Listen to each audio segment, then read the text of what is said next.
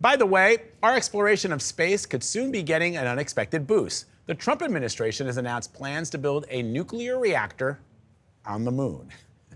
This is a rendering. I still can't believe it. This is a rendering of what it might look like. But already I'm nervous because why is Mars right off the okay, so a moon-based reactor would help astronauts on long-term missions. The White House is pushing for more human space flights, and the plan is to have that reactor ready to launch by 2030. A directive from NASA's acting administrator, Sean Duffy, said one reason is to strengthen U.S. national security. Duffy said the first country to have a reactor on the moon could, quote, declare a keep-out zone. Here's what he said about the importance of this mission yesterday. If we're going to be able to sustain life on the moon to then go to Mars, this technology is critically important. And I would just note that we're behind, right? If we're going to engage in the race to the moon and the race to Mars, we have to get our act together. We have to marshal all of our resources, all of our focus on going to the moon, which is what we're going to do. And again, all right, but turning these plans into reality might not be so easy given the administration's proposed cuts to NASA. They include a nearly 50% cut in science missions and a 20% reduction in staff. On top of that, the building of the reactor seems to be dependent on NASA's Artemis mission, which was set to put humans back on the moon in 2024. Well, that's been delayed until 2027. So here to discuss all of this is astrophysicist Neil deGrasse Tyson. He's the author of the upcoming book, Just Visiting This Planet, revised and updated for the 21st century. Good to see you as always. Hello. Yeah, thanks for having me back. All right, so, I mean... By the way, that image that showed Mars right there, that's a little spooky. Yeah, I mean, it's like... I think they just want to get it on your sites. Right out the gate, we're like not giving a lot of confidence. Mars is way too close in that image. So how would a reactor like this in outer space even work? It's a small reactor. I mean, the word nuke spooks everybody, but this reactor could sustain 50 hair dryers.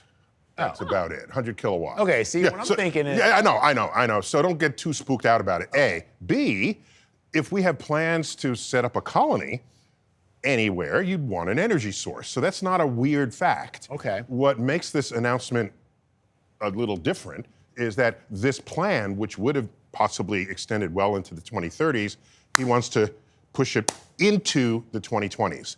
And why?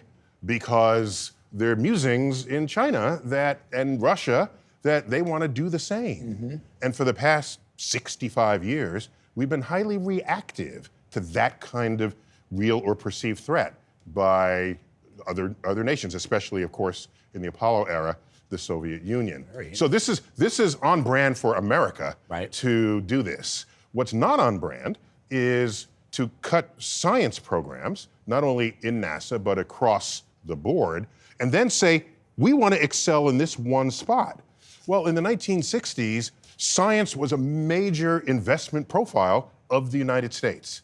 And by the way, it's not on brand even for Republicans, because Republican administrations since the Second World War have had a higher annual increase, average annual increase in the science budget than even the Democrats. So Trump's decision to cut science is not on brand for even being a Republican. And to say, let's cherry pick where we want to show the world where we're the best, you can't really do that without the rest of a science foundation. You raise a good point, because in the 1950s and the 1960s, when the United States realized that they were a step behind the Soviets in the race to space, is when all of a sudden there was an increased focus on science, technology, and importantly, in schools. Yes, science, thank you. I meant to say that. So it wasn't just government programs, there was a general deep interest that went into the schools, into teachers, and people's attitudes towards science was completely different. And so if you want to lead the world, you can't cherry pick a thing and believe that that's going to work, because science is highly cross-pollinating. I mean, just take a look at the iPhone example. Steve Jobs didn't invent GPS or solid-state storage or touchscreen. He didn't invent any of it. Put it together. This is the cross-pollination of different engineering and science frontiers. Neil, I mean, even when Vlad was reading this intro, like, it sounds like science fiction, but is this just like manifest destiny? Like, is it inevitable that we're going to have to go to the moon and try to colonize the moon? Like, Well, consider that we could have stayed there in 1972, but we didn't. Could have gone back in 1980, 1990, 2000, 2010, but we didn't. All of a sudden, we have the Artemis program. We're going back to the moon. Why? China says they're going back to the moon. Once again, we're being reactive. I don't have a problem with that. I just want people to be honest about the motives. So when he says... Isn't there a reality where, like, this planet is not going to be able to sustain us for the long term, and we're going to have to find elsewhere? Well, okay, by sane estimates, it looks like our population will level off at about 10 billion. But if we want to keep growing a population, or if we want to live forever, all right, we're going to need another planet. So is that the moon? Because I don't want to live on the moon. Right. Will it serve as a functional life source eventually for human beings? And B, we know how the age of colonialism worked on this planet. Should we be trying to colonize and saying that there's a keep-out zone that not other countries can participate in having? Well, the real problem with the colonization history in Western civilization is that there were people already there. Right? There are no moon beings that were displacing. As far as we know. As far as we know.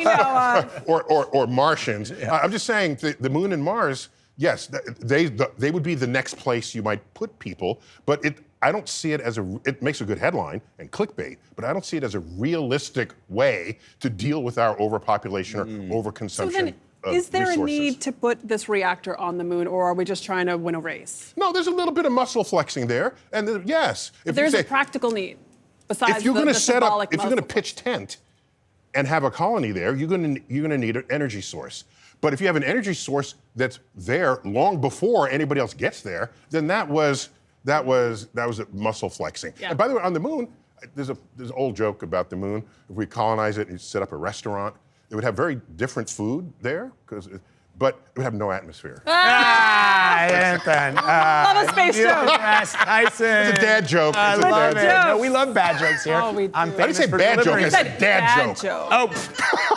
Dad joke. It was a See, great that's what I do on this show. I do that. Foot in, mouth out. Neil deGrasse Tyson, always great to have you, my friend. Thank you very much. That was today's By the Way.